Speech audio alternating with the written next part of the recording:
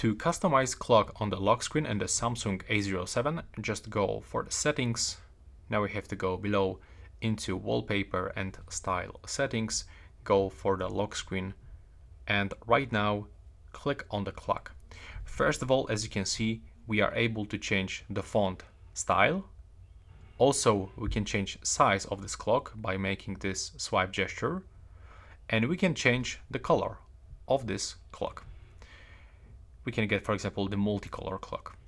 Now when we go for the style, we can also change its style and size additionally, because some of the styles we are able to make them even bigger.